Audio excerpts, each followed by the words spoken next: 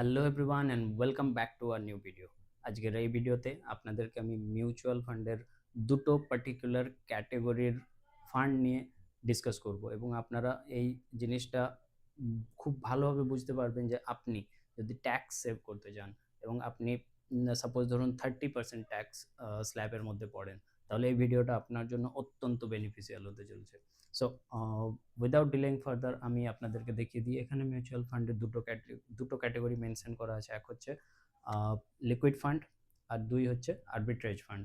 So liquid ফান্ডের কি benefit রয়েছে এবং আরবিট্রেজ ফান্ডের কি বেনিফিট রয়েছে। বেনিফিটের ফার্স্ট এবং ফরমোস্ট জিনিস যেটা, সেটা হচ্ছে আমি ডিসকাস করার প্রথমেই বলে দিই যে এই দুটো ফান্ডই হচ্ছে এমার্জেন্সি ফান্ড হিসেবে আপনি আপনার টাকাটাকে সেফ হিসেবে এখানে রেখে দিতে পারেন। এবং এমার্জেন্সি ফান্ড মানে হঠাৎ করে আপনার দরকার পড়তে পারে, তখন আপনি এখান থেকে ফান্ড সেল করে টাকাটাকে লিকুইড করে ক্যাশ আপনি করে নিতে পারেন। সো এই পারপাস দুটোই ফুলফিল করে। বাট আপনার যদি at the same time tax save করা আরেকটা পারপাস হয়ে থাকে, তাহলে কোন ফান্ডটা বেশি বেনিফিশিয়াল হবে? সো সেটাই আমি এখন ডিসকাস করছি। So number one, liquid fund. Liquid ফান্ডে কি হয় না, আপনি ফিক্সড ডিপোজিটে টাকা রাখলে যেরকম টাইপের রিটার্ন পান, ঠিক একই রকম টাইপের রিটার্ন এখানেও পাবেন। At the same time arbitrage ফান্ডেও আপনি যদি ইনভেস্ট করেন, তাহলেও ফিক্সড ডিপোজিটে যেরকম রিটার্ন আসে অলমোস্ট একই টাইপের রিটার্ন আসবে। ওকে, সো সেখানে 0.3%-এর ডিফারেন্স হতে পারে, কোনো টেনিওরের ওপর বেস করে 0.4%-এর ডিফারেন্স হতে পারে, 0.1%-এর ডিফারেন্স হতে পারে। সো ডিফারেন্স হবে এবং আলাদা আলাদা ব্যাংকের ফিক্সড ডিপোজিটের নিয়ম অনুযায়ী micro finance bank, small finance bank, আলাদা আলাদা ব্যাংকিং সিস্টেমের নিয়ম অনুযায়ী আলাদা আলাদা পার্সেন্টেজও পাওয়া যায়। সো এখানে অলমোস্ট এখন গত এক বছরে যেটা রিটার্ন দেখা যাচ্ছে লিকুইড ফান্ডে 6.45%, কোনো ফান্ডে 6.5%। সো এরকম বিভিন্ন আলাদা আলাদা ফান্ডে আলাদা আলাদা রিটার্ন পাওয়া গেছে। At the same time arbitrage ফান্ডে কি না, যেটা রিটার্ন এসেছে almost 6.6%, fund to fund vary করে 6.5%, 6.7%, এরকম আলাদা আলাদা রয়েছে। সো এখন আপনাদেরকে যেটা বুঝতে হবে যে আপনার পারপাস যদি ট্যাক্স সেভিং হয়, তাহলে আপনি লিকুইড ফান্ডে যাবেন না আরবিট্রেজ ফান্ডে যাবেন। সো এটা আমি ক্লিয়ার করে দিই। লিকুইড ফান্ডে গেলে আপনি 1 বছর বা তার বেশি যদি হোল্ড করে রাখেন, তাহলেও আপনার শর্ট টার্ম ক্যাপিটাল গেইন হিসেবেই ট্যাক্স ক্যালকুলেশন হবে। এবং আরবিট্রেজ ফান্ডের ক্ষেত্রে শর্ট টার্ম ক্যাপিটাল গেইন এবং লং টার্ম ক্যাপিটাল গেইন দুটোই ক্যালকুলেট হয়।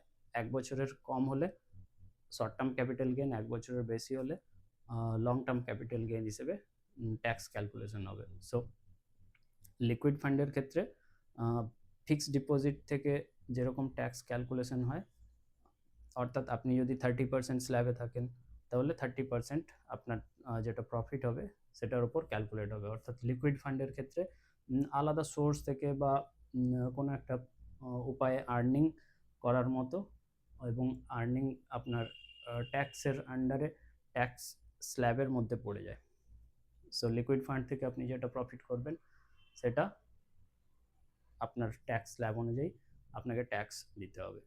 আর 1,25,000 পর্যন্ত যেটা ছাড় থাকে, যেটা হচ্ছে লং টার্ম ক্যাপিটাল গেনের ক্ষেত্রে, সেটা লিকুইড ফান্ডের ক্ষেত্রে অ্যাপ্লিকেবল হবে না। অ্যাপ্লিকেবল হবে তাহলে কোথায়? সেটা অ্যাপ্লিকেবল হবে আরবিট্রেজ ফান্ডে। সো আরবিট্রেজ ফান্ড হচ্ছে যারা ট্যাক্স সেভ করতে চাইছেন, তাদের জন্য আনসার হলো arbitrage fund. Arbitrage fund is more beneficial for you. So arbitrage ফান্ডের ক্ষেত্রে আপনি এক বছরের যদি কম টাইম ইনভেস্টেড থাকেন, শর্ট টার্ম আপনার হচ্ছে ইনভেস্টেড থাকলেন, আপনার প্রয়োজন অনুযায়ী শর্ট টার্মে আপনি টাকাটাকে উইথড্র করে নিলেন, তাহলে আপনি শর্ট টার্ম ক্যাপিটাল গেনের মধ্যে পড়ে গেলেন। এবং আপনি যদি 1 বছরের বেশি হোল্ড করে রাখেন আপনার ফান্ডটাকে, 1 বছরের পর আপনি সেল করলেন এবং তারপর আপনি যেটা প্রফিট পাবেন, সেই প্রফিটের মধ্যে 1,25,000 টাকা হচ্ছে আপনার ট্যাক্স সেভ হয়ে যাবে। সো নেক্সট যেটা 1 বছরের পর আপনার 12.5% ইন্টারেস্ট, ইন্টারেস্ট না, 12.5% আপনার ট্যাক্স কাটবে। আর আপনার হচ্ছে 1 বছরের নিচে হলে সেটা হচ্ছে শর্ট টার্ম ক্যাপিটাল গেনের মধ্যে পড়ে যাবে, 1 বছরের উপরে হলে লং টার্ম ক্যাপিটাল গেনের মধ্যে পড়ে যাবে। সো শর্ট টার্ম ক্যাপিটাল গেনে আপনার আবার পার্সেন্টেজ একটু বেশি হয়ে যাবে, সেটা হচ্ছে 20% ট্যাক্স স্ল্যাবে আপনি পড়ে যাবেন। সো আপনি যদি ইনভেস্টেড থাকেন 1 বছর, তাহলে আপনি এই বেনিফিটগুলো পাবেন।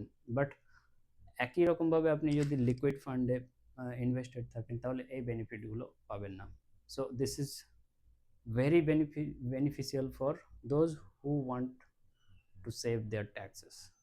Okay, so এই বলে আপনাদেরকে আমি আরেকটা ইনফরমেশন দিতে চাই যে আপনি যদি মনে করছেন যে এই ভিডিওটা দেখার পর আপনিও হচ্ছে আরবিট্রেজ ফান্ডে ইনভেস্ট করতে চাইছেন, বা আপনার প্রয়োজন অনুযায়ী আপনি লিকুইড ফান্ডে ইনভেস্ট করতে চাইছেন, কিভাবে সেটা করতে পারবেন, বা আপনি এসআইপি করতে চাইছেন লিকুইড ফান্ডে বা আরবিট্রেজ ফান্ডে, বা আপনি লামসাম অ্যামাউন্ট দিয়ে যখন যেরকম আপনার কাছে অ্যামাউন্ট আসছে ওয়ান টাইম আপনি ইনভেস্ট করে দিতে চাইছেন, এবং পরের মাসে দেখা গেল আবার আপনার কাছে ফান্ড এসেছে এক্সট্রা, সেটাকেও আপনি ইনভেস্ট করে রাখতে চাইছেন।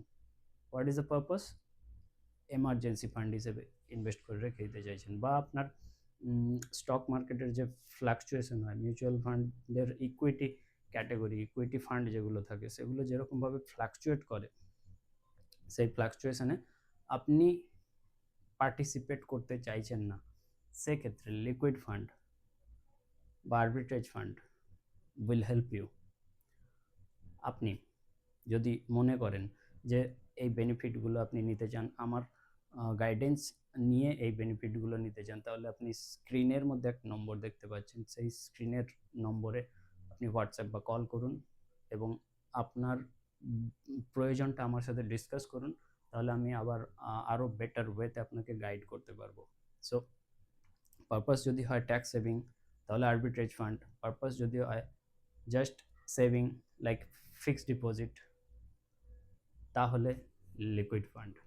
ওকে, সো আজকের এই ভিডিওতে এতটাই থাকছে, পরের ভিডিওতে আপনাদের সাথে আবার দেখা হবে। So till then take care, thank you so much for watching this video.